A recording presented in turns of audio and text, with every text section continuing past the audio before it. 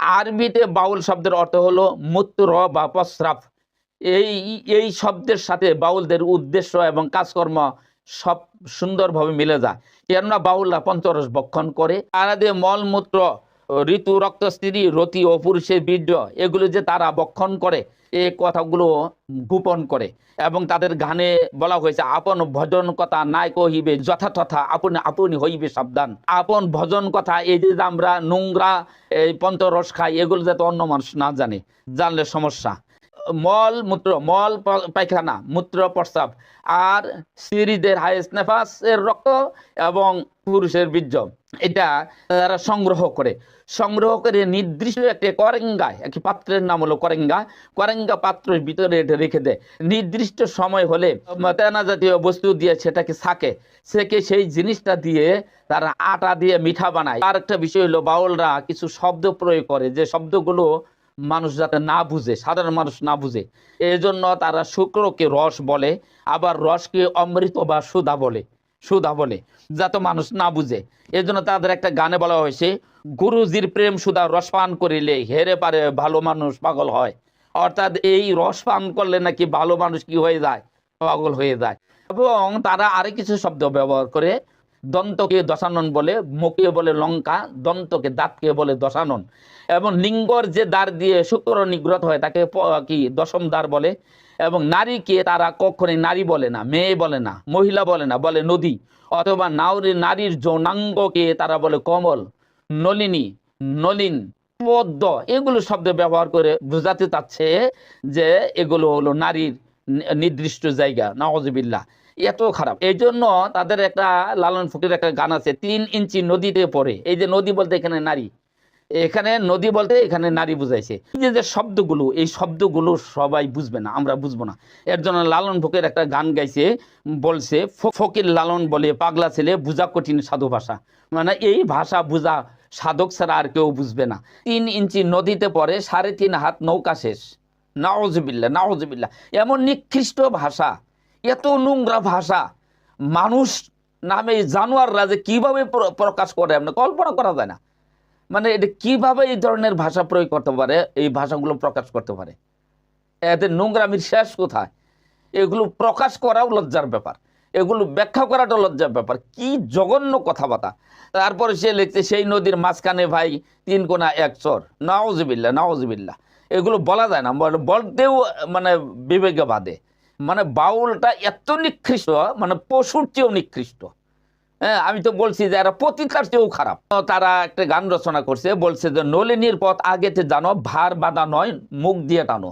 নাউজুবিল্লাহ, নাউজুবিল্লাহ, নলিনীর পথ আগে জানতে হবে, আর ভার দিয়ে না, মানে ঠুলি দিয়ে না, ঠুলি ছাড়া বাদ দিয়ে সরাসরি মুখে সেটা তা নয়, সেটা খাও। নাউজুবিল্লাহ, এই এত জঘন্য এরা। এই ধরনের গান তারা রচনা করছে। ইঙ্গিলা পিঙ্গেলা সুষম্বা, এটা 3 নারীকে মিলে ত্রিবেণীর ঘাট, এই ত্রিবেণীর ঘাটে তারা নির্দিষ্ট সময় মিলিত হয়। এত জঘন্য এরা। তো এজন্য বলছে, একটি নদীর 3টি ধারা, 3 ধারে 3 মানুষ খাড়া, 3 জনেতে দেয় আলিঙ্গন, প্রতি মাসে একবার। নাউজুবিল্লাহ, মানে এত জঘন্য। তারপরে কি বলছে জানেন? তারপরে তারা গানে বলছে, পাত্রযোগ্য হলেও হবে পরকীয়ার রস আস্বাদন। পাত্রযোগ্য যদি হয় তাহলে পরকীয়ার রস এটা আস্বাদন করা সহজ হবে। নাউজুবিল্লাহ, এইরকম জঘন্য, এদের মতো নিকৃষ্ট প্রাণী পৃথিবীর ভিতরে আছে কিনা সন্দেহ। একে হায়না পর্যন্ত, প্রাণী পর্যন্ত এদেরকে দেখে লজ্জা করবে। যদি এদের এত মানে পতিতার চেয়েও নিকৃষ্ট, পতিতা এদের তুলনায় 1000 গুণ ভালো, এদের তুলনায় পতিতারা 1000 গুণ ভালো। এত জঘন্য এরা, এত নিকৃষ্ট। আর এরা নিজেই বলতেছে যে গুরুর সাথে যতক্ষণ পর্যন্ত না মিলবেন ততক্ষণ পর্যন্ত কি হওয়া যাবে না, সাধক হওয়া যাবে না। এর জন্য গুরু শিষ্য দুইজনের মিলন হতে হবে, গুরুর সাথে তাদের মিলতে হবে, একাকার হতে হবে, যৌন লীলায় মত্ত হতে হবে। আমরা একটু ক্যাসেট থেকে একটু শুনে আসি। তোর যে মানব দেহ, তোর এই সুন্দর যে ভাণ্ড, এই ভাণ্ডটা শুদ্ধ করতে হয়। গুরুকে দেহ রতি দান করে। এরা তো মূলত মুসলিম না, এরা হলো কাফের। হ্যাঁ, বাংলাদেশের মধ্যে কয়েকটা দল এদেরকে এক মোটামুটি কাফের, কমপ্লিট কাফের 2টা দল, একটা হলো কাদিয়ানি, আর একটা হলো এই বাউলটা কাফের, কাদিয়ানি কাফের। আর বেরুলবিরা কাফের মধ্যে হাবুডুবু খাচ্ছে আর কি, যে কোনো মুহূর্তে এদেরকে কাফের এদের যে কথাবার্তা আচার আচরণ এদের বক্তৃতা এগুলো সব এক জায়গায় করলে মনে হয় এরা কাফেরই, কিন্তু তারপর আমরা এদেরকে কাফের বলি না। তো মানে এদের অধিকাংশ বক্তব্য হলো কুফরি। যে কথাটা বলছিলাম, এরা এত জঘন্য, এত কুফর কাফের, এরপরেও এরা কি করে হাদিস কোরআনের নামে এত জালিয়াতি, এত মিথ্যা কথা বানায় বানায় আইনে, মানে নবীদেরকে পর্যন্ত তাদেরকে বেজ্জিত করছে। নাস্তিকরাও এতটুকু বেজ্জিত করতে পারে না, যে বেজ্জুতিটা অসম্মান একমাত্র করছে বাউলরা। দেখেন একটু হালকা একটু ক্যাসেট থেকে শুনে আসি। আদমের লিঙ্গের ভিতরে একটা হাড় দিছে, এখন এই হাড় দেওয়ার পরে আমার মা হাওয়া ব্যথা পায়। গোটা বাউল জগতে হলো নোংরামি এবং যৌনাচারে ভর্তি।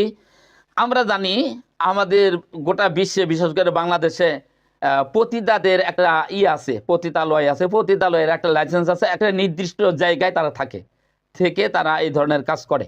কিন্তু বাউলটা এতই নোংরা, এতই নিকৃষ্ট, এদের কোনো লাইসেন্স নাই। এরা সারা দেশে আনাচে গানাচে সব জায়গায় বেহায়াপনা, নির্লজ্জতা, পঞ্চরস বক্ষণ করে নারী পুরুষ লীলা করা, এগুলো সব কিছু প্রকাশ্যভাবে করে। বাউলটা এত যৌনাচারে না যে এরা পতিতার চেয়েও নিকৃষ্ট, পতিতার চেয়েও খারাপ।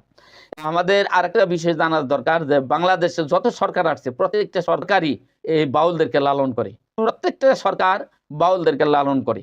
আর আশ্চর্যিত হবেন যে আমাদের বাংলাদেশের দেওবন্দিগণ আর যাইগণ দেওবন্দিরা খুব মানে কাদিয়ানি বিরোধী অনেক বক্তৃতা আছে, খতমে নবুয়তের একটা সংগঠন আছে, খালি আন্দোলন আর আন্দোলন, কাদিয়ানি কাদিয়ানি কাদিয়ানি কাফের, কাদিয়ানি কাফের।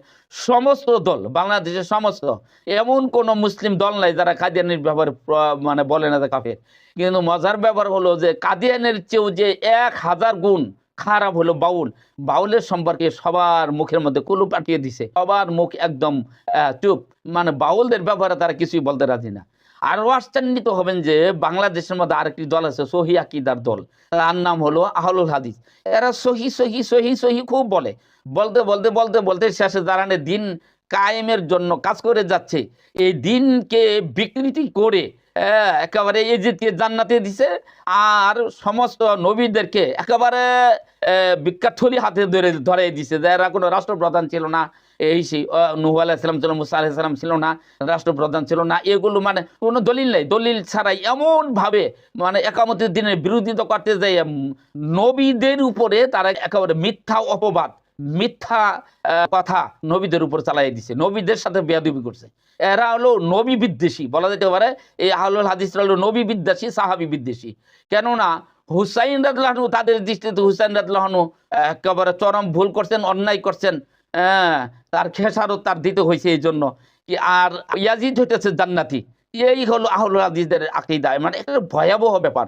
আর একটা বিষয় হলো যে তারা একামতের দিনের ক্ষেত্রে নূহগণ, ইব্রাহিমগণ, ঈসা এবং মুসা 4 নবী নাকি রাষ্ট্রপ্রধান হন নাই, তারা খেলাফত পান নাই, দিন কায়েম করেন নাই। দিন কায়েমের অর্থ হলো তাওহীদ প্রতিষ্ঠা করা। এই এত অজ্ঞতা, এত মূর্খতা, এটা নিয়ে তারা কথা বলে, এটা নিয়েই, আর কোনো কথাই নেই। মিডিয়াতে প্রায় সময় এদের কথাই এটাই, আর কোনো কথা নাই। ইংরেজদের আইন দেশে বলবৎ রয়েছে, নাস্তিকরা এ দেশে রাসূলুল্লাহ সাল্লাল্লাহু আলাইহি ওয়াসাল্লামকে গালি দিচ্ছে, কোরআনকে গালি দিচ্ছে, বা আল্লাহকে গালি দিচ্ছে, নাস্তিকরা দেশ পরিচালনা করছে। এই ক্ষেত্রে তাদের কোনো ভূমিকা নাই। বরং মজার ব্যাপার হলো তাদের অধিকাংশ লোক, প্রায় 85% লোক সেকুলার করে, মানে নাস্তিকদের দলে থাকে। এমনকি আরেকটু মজার কথা হলো যে বর্তমানে আমাদের সেকুলার বিশ্বাসী যারা, তারা লালন করে এই কবর পূজারীদেরকে, আর এরা এদের গোলামি করে। কবর পূজারীদেরকে যারা লালন করে, যারা নাকি নাস্তিকদেরকে লালন করে, তাদের গোলাম হিসেবে থাকে এই আহলুল হাদিস সহিহ আকীদার লোকগুলো। এই লোকগুলো বাউল সম্পর্কে কিছু বলে না। একজন ব্যক্তি একটা কিতাব লিখেছিলেন, সেই কিতাবটি ছিল কি উল্টা বুঝিল রাম সাধু সাবধান, এরকম একটা কিতাব, খুব চমৎকার। তিনি লিখেছিলেন আবু তাহের বর্ধমানী। আল্লাহ পাক তাকে জান্নাতুল সর্বোচ্চ মাকাম দান করুন, আমিন।